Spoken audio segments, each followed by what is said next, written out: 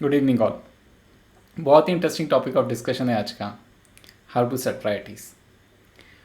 मुझे ऐसा लगता है कभी ना कभी हम सब ने इस बात पर रिफ्लेक्ट किया होगा लाइफ के अंदर कि मेरी प्रायोरिटीज़ ठीक है या नहीं लाइफ के अंदर, या किसी ने किसी तुम्हें बोल दिया होगा कि तुम्हारी प्रायोरिटीज़ ठीक नहीं है लाइफ के अंदर, अपनी लाइफ की प्रायोरिटीज़ को ठीक करो।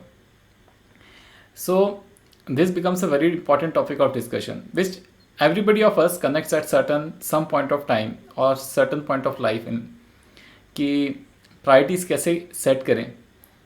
और सबसे पहली बात सवाल ये उठता है प्रायोरिटीज़ होती ही क्यों हैं, प्रायोरिटीज़ है ही क्यों। So we will discuss the whole issue of priority today. So let us start with few psychological states.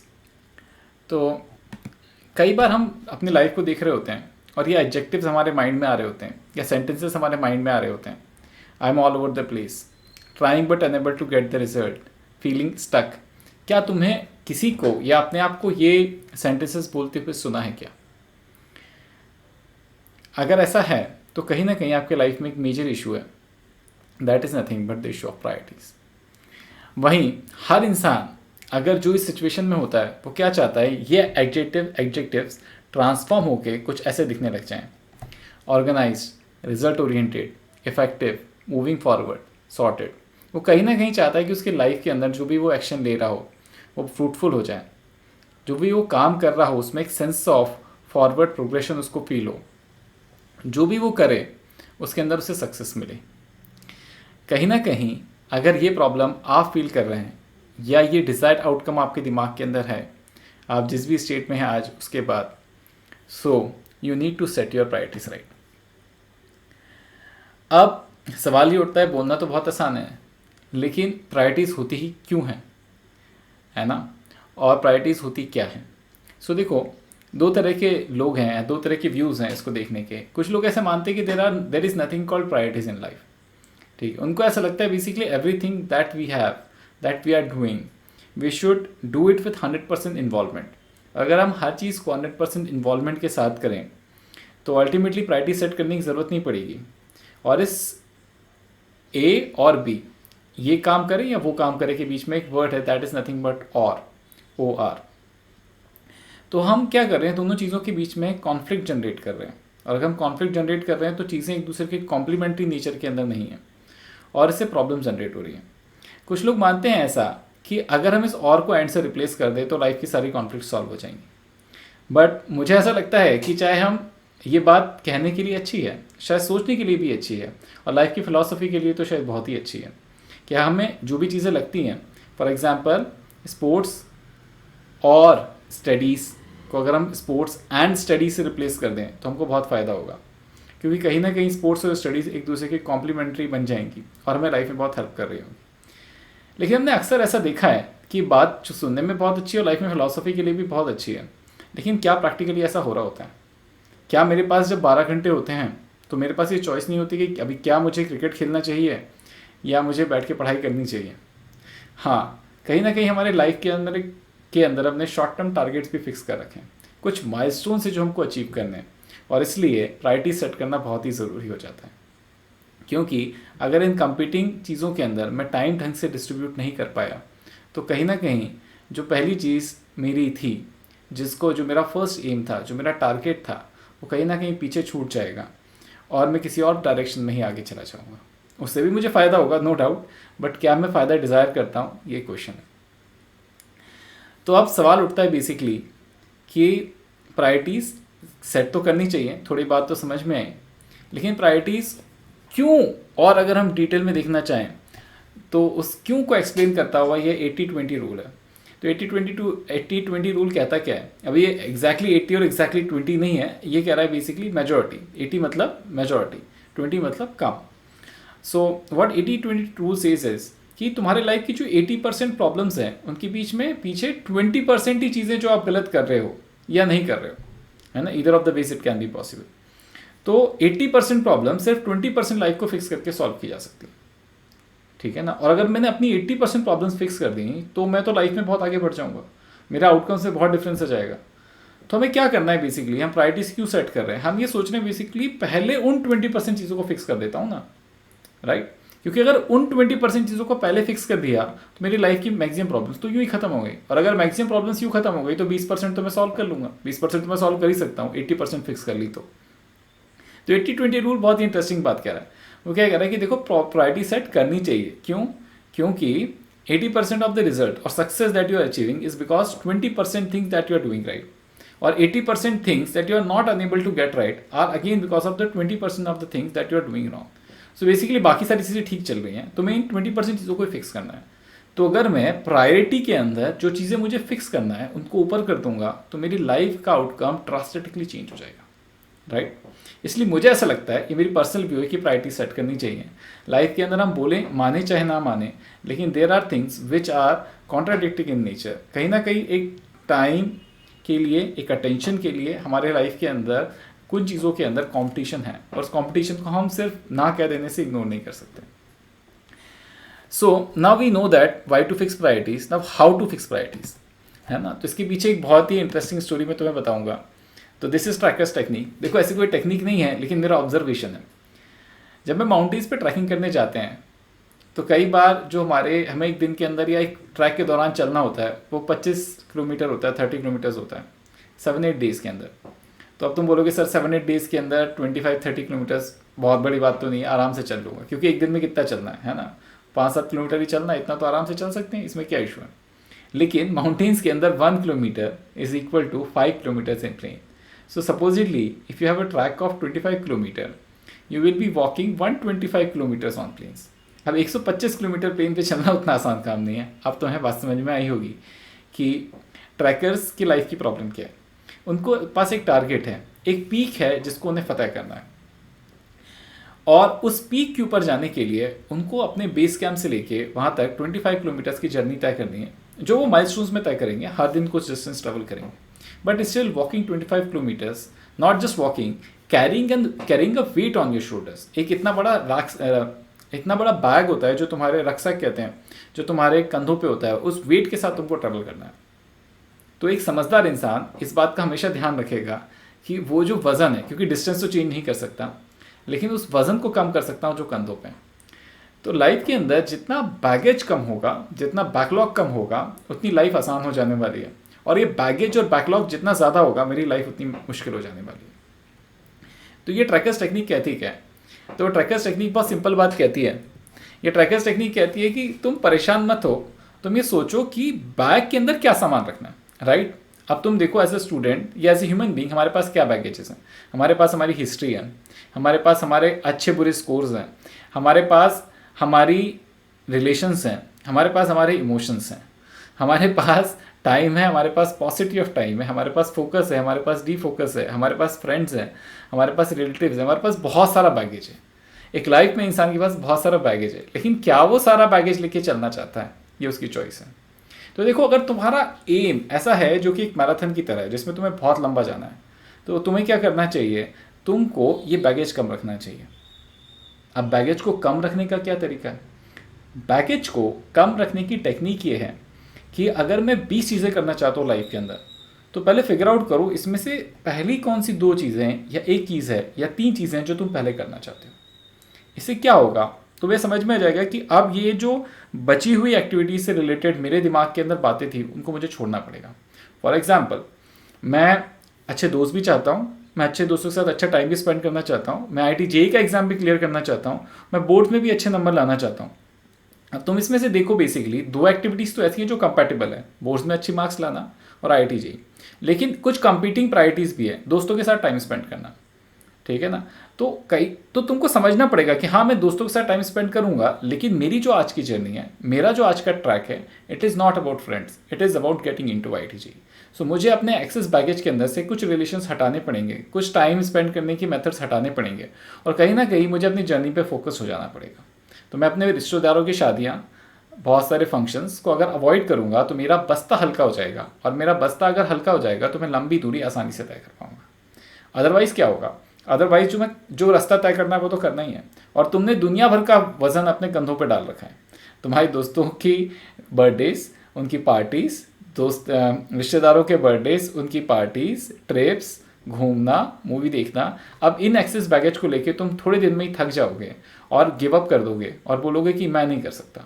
वहीं अगर तुम थोड़े से सॉर्टेड हो जाओ, सोचो कि व्हाट इज़ एक्चुअली रिक्वायर्ड। तो जैसे मैं ट्रैकिंग करने जाता था तो मैं सोचता था कि एक्चुअली मुझे क्या चाहिए, 4 पेयर ऑफ सॉक्स चाहिए, 2 पेयर ऑफ सॉक्स चाहिए, 4 टी शर्ट चाहिए या 20 टी शर्ट्स चाहिए, राइट। मैं सोचता था बेसिकली क्या ये जो मैं एक एक्स्ट्रा चीज़ लैपटॉप कैरी करके ले जा रहा हूँ, क्या मैं इसका यूज़ करने वाला हूँ या नहीं करने वाला। अगर नहीं करने वाला हूँ या मेरे काम नहीं आएगा तो मैं उसे घर छोड़ के जाऊँगा। तो मेरा बैगेज हो जाएगा कम, मेरे कंधों पे वजन हो जाएगा कम और मैं फास्ट स्पीड से ज़्यादा डिस्टेंस ट्रेवल कर पाऊँगा, राइट। तो ये एक बहुत ही इफेक्टिव टेक्निक है जिसका यूज़ करके आप अपने लाइफ के अंदर कॉम्पिटिंग चीज़ें कम कर सकते हो, है ना। अब हमारे पास दूसरी बात क्या है, दूसरा जो बहुत इंपॉर्टेंट टेक्निक है या थर्ड इंपॉर्टेंट टेक्निक कहना चाहिए, दो तो मैं तुम्हें ऑलरेडी बता चुका हूँ। That is nothing but this very important technique and a statement, we live as if we will never die. Yes, हर इंसान इस गलत फहमी में जी रहा है कि वो कभी नहीं मरेगा। इसको इस गलत फहमी से होता क्या है, इस गलत फहमी से होता है समय का वेस्टेज। अगर हम ये सोचें कि मैं 1 घंटे बाद मरने वाला हूँ, तो मुझे नहीं लगता कि तुम मूवी देख रहे होगे, है ना, या बैठ के कुछ और टाइम पास कर रहे होगे। तो मैं सोचो कि मैं 1 घंटे के अंदर लाइफ की सबसे बड़ी प्रॉब्लम को फिक्स कर दूँ, राइट। और अगर मैं उस सबसे बड़ी प्रॉब्लम को 1 घंटे में फिक्स कर सकता हूँ, तो तुम सोचो तुम्हारे पास आज तक कितने घंटे थे, उसमें तुम क्या क्या कर सकते थे। लेकिन हम कभी रिफ्लेक्ट नहीं करते। स्टूडेंट अक्सर पूछते हैं सर ये किताब पढ़ लूँ क्या, वो किताब कर लूँ क्या, वो किताब तो बहुत अच्छी है, मेरे एक सीनियर कह रहे थे ये किताब भी करनी चाहिए। लेकिन तुम सोचो अगर 1 घंटे बाद एग्जाम होता तो तुम क्या पढ़ रहे होते। एक्चुअली के अंदर जो तुम अगले घंटे एग्जाम के लिए पढ़ाई कर रहे हो वही तुम्हारी प्रायोरिटी है, वही तुम्हें करना चाहिए। लेकिन ये पर्सपेक्टिव क्लियर ही नहीं होता जब तक हम अपने गोल का एक बर्ड्स आई व्यू नहीं बना लेते कि हाँ अभी कर सकता हूँ और फिर ये नहीं होगा। अगर ये मुझे पता पड़ जाए, ये मोमेंट ऑफ डिसीजन मुझे लेना पड़ जाए, जिसको हम हमेशा टालते जाते हैं, तुम्हारी लाइफ बहुत आसान हो जाएगी। इनफैक्ट तुम्हें किसी भी प्रिंसिपल की, किसी भी लॉजिक की जरूरत नहीं है, तुम बहुत इजीली डिसाइड कर सकते हो। तुम सोचो 1 घंटे बाद एग्जाम है, अब मुझे क्या पढ़ना चाहिए, अब मैं क्या पढ़ूंगा इस पॉइंट ऑफ टाइम पे, वो ही तुम्हारी प्रायोरिटी है। बाकी सब जो तुम कर रहे हो एक्स्ट्रा बैगेज है। जिस तरह से ट्रैकर के ने अपने बैग के अंदर से निकाल के फेंक दिया है, तुम इस एक्स्ट्रा बैगेज को निकाल के फेंक दो, तुम्हारी लाइफ बहुत आसान हो जाएगी।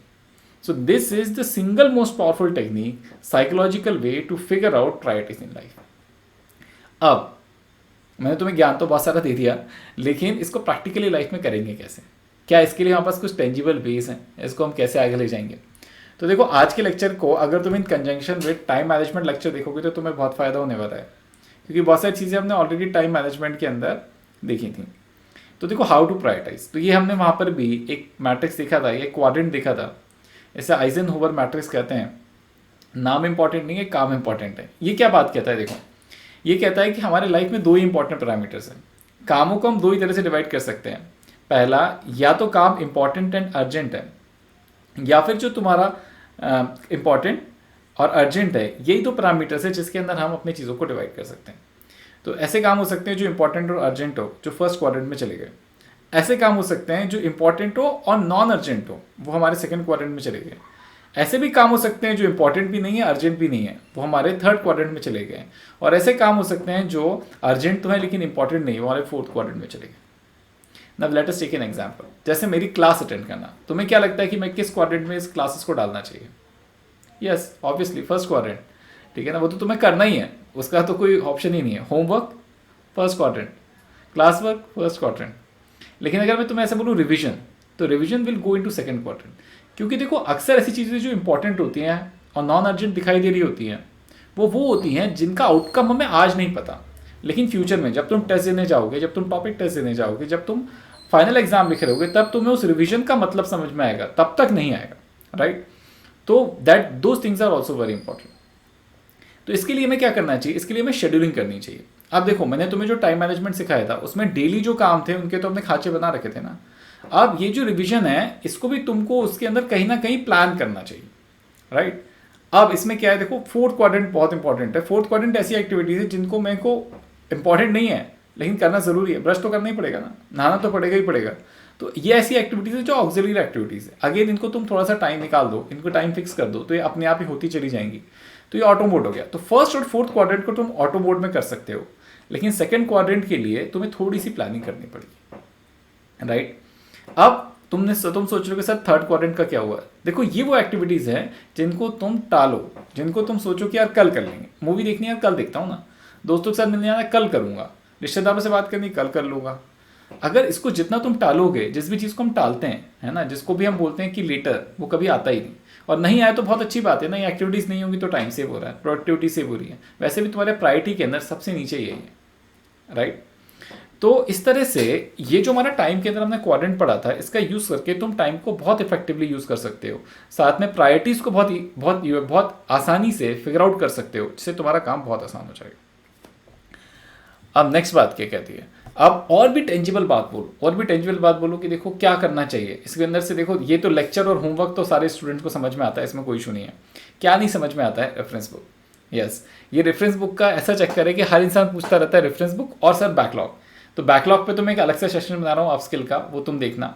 लेकिन ये रेफरेंस बुक एक बहुत ही बढ़िया चीज़ है, इसको मैं आज तुम्हारी सॉर्ट कर देता हूँ।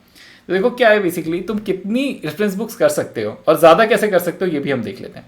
तो देखो अगर हम इस स्लाइड को देखें तो हम हर दिन जो हमने टाइम मैनेजमेंट देखा था उसके हिसाब से अगर हम देखें कि सारा टाइम निकाल दें, क्लासेस का टाइम निकाल लें, 5-6 घंटे की क्लासेस हो गई है ना, उसको सपोर्ट करने के लिए 3 घंटे का होमवर्क हो गया है ना। और फिर अगर हम बहुत मेहनत करें तो 8 घंटे तो हमारे हो चुके हैं, और थोड़ा एफर्ट पुट करें तो हम 3 से 4 घंटे और पढ़ सकते हैं। तो मैं 3 घंटे मान लेता हूँ इफेक्टिव स्टडी। उस 3 घंटे के अंदर ही मुझे रेफरेंस बुक सॉल्व करनी है। तो मैं 3 घंटे में कितनी रेफरेंस बुक सॉल्व कर सकता हूँ, ये सवाल उठता है। तो अब देखो, और मैं 3 घंटे में 15 क्वेश्चन भी, 1 घंटे में 15 क्वेश्चन भी मान के चलूँ तो 3 × 15 इतने क्वेश्चन कर सकता हूँ, ठीक है ना। 7 डेज अ वीक कर सकता हूँ, तो 3 × 15 × 7 इतने आ गए।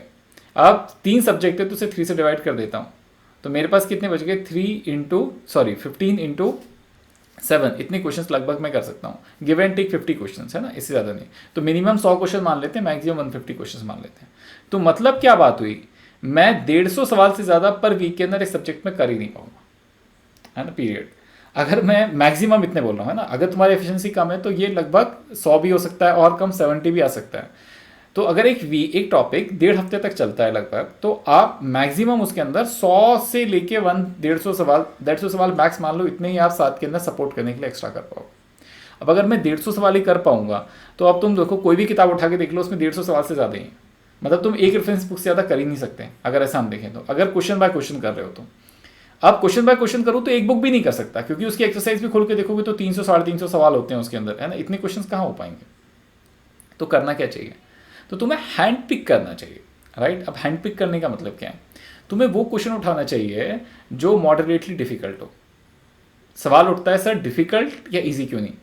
अब मैंने एक क्वेश्चन उठा लिया जो मुझे डिफिकल्ट लगता है, मेरे पास 1 घंटा था रेफरेंस बुक करने के लिए एक सब्जेक्ट की, 1 घंटे में एक सवाल हुआ।